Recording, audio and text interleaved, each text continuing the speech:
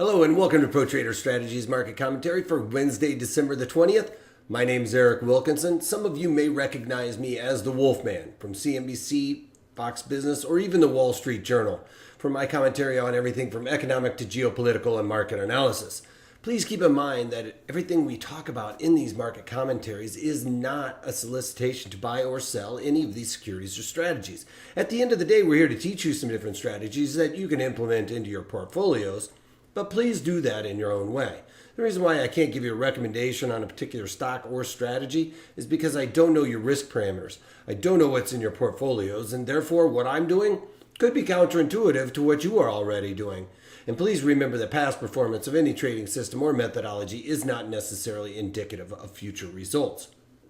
All right, having that out of the way, let's get it on. It's Wednesday, and we have crude oil inventories. Now, last night we got the API number. It came out, caused the markets to really kind of spin overnight. That's not the one that most people look at. It's at the DOE, which is the one that we got this morning, which is the Department of Energy. The API is one that is requested, but doesn't necessarily mean that the surveyees have to be necessarily honest, whereas with the DOE, they have to by government mandate. So that's the one that most people look at. So in that crude oil inventories, we got another drawdown of 6.5 million barrels, expected to be a drawdown of only 3.6 million barrels. So that would expect one to see crude oil kind of like free fall, one would think. But at the end of the day, when we start digging into some of those economic data points, especially crude oil futures, there's a lot of things, a lot of levers and pulleys that are going on in this particular market. Now, we've seen several drawdowns in the past, several releases of this economic data point, and a lot of that has to do with the refining capacity utilization in these refiners is continuing to move higher. Now, the other problem with that being said is that we've been seeing, while this crude oil drop, crude oil inventories is really dropping, we're also seeing builds in inventories on gasoline and distillates. Distillates goes into the manufacturing aspect, and the gasoline is what we all use to drive around, right? Well, hopefully we see a drawdown after the holiday season where people will be driving around to their destinations and things of that nature.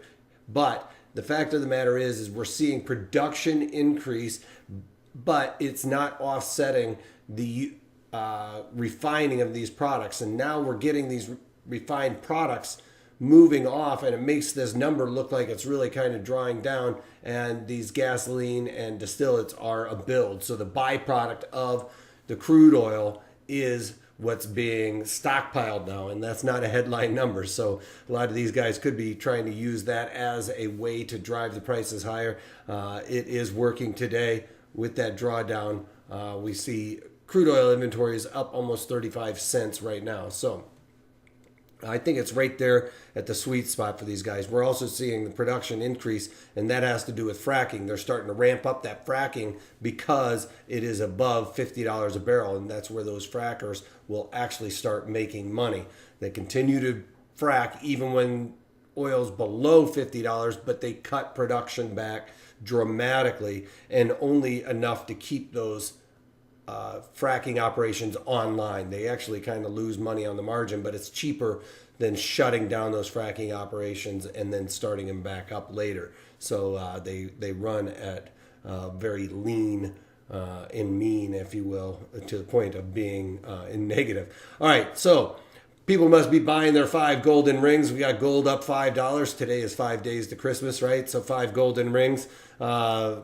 Gold futures moving higher. Looked like it was kind of topping out. I was getting a little bit happy yesterday. It is up against the 200-day moving average. That is going to act as resistance, but it looks like it wants to migrate back to the point of control where the most time and volume has been spent. I was expecting this gold futures to come off a little bit, but that may be because we're seeing a big downswing in Bitcoin.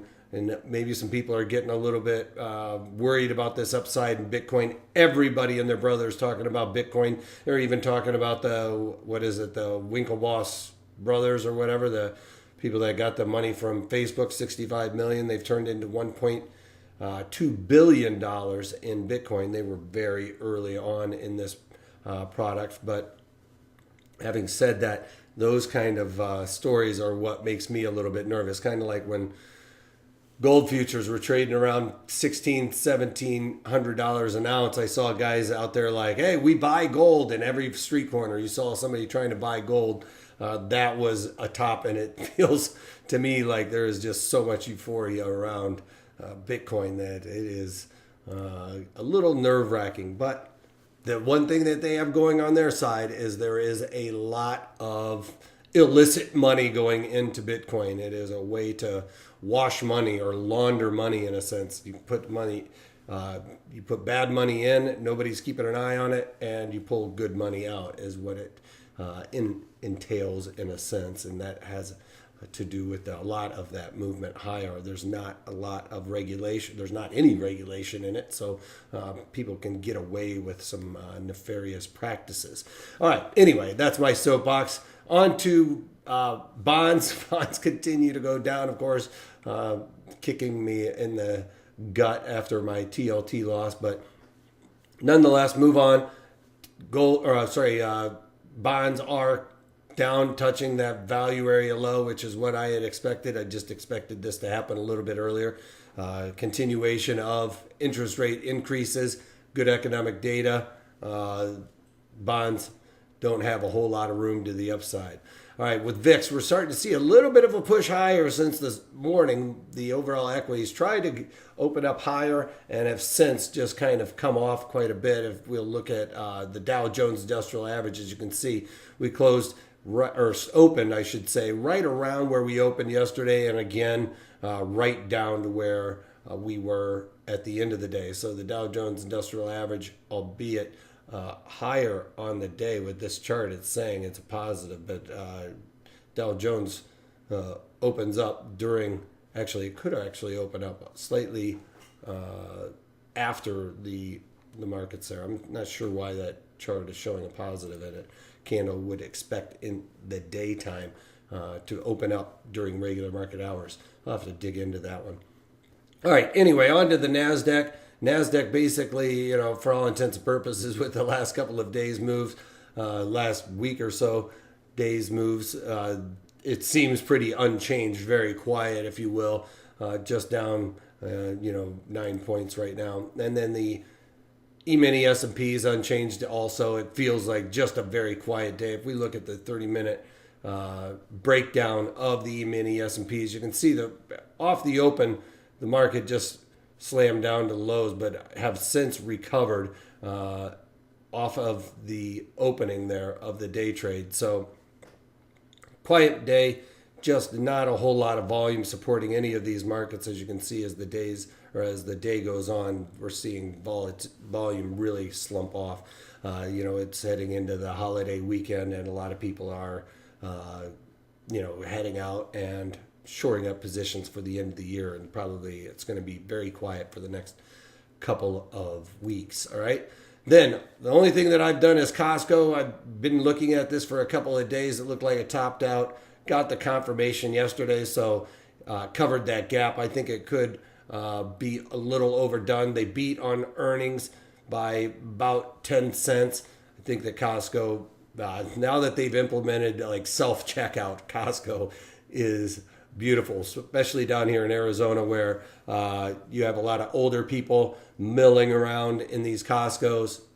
They clog up the lines, and this self-checkout for someone like me that doesn't go to Costco and buy like 2 grocery carts full of food, really. I usually go there and get a couple of things, maybe some meat and stuff like that, but I'm usually walking out there walking up to the checkout without even a cart because I haven't gotten that much. And with this self-checkout, I think that is going to increase their sales dramatically for people like me who would hold off going to Costco because I'm only going there to get a couple of things and I don't want to wait in that big long line.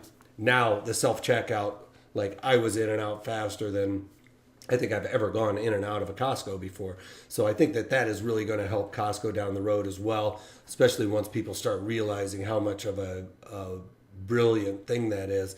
So without further ado, in the January, I sold the 177.5 puts in there for $1.01. I think that it's a little overdone. Like I mentioned, we've covered that gap down, and I think that it's going to give it room to move to the upside. Still haven't fixed my Fibonacci. I'll get on that later too.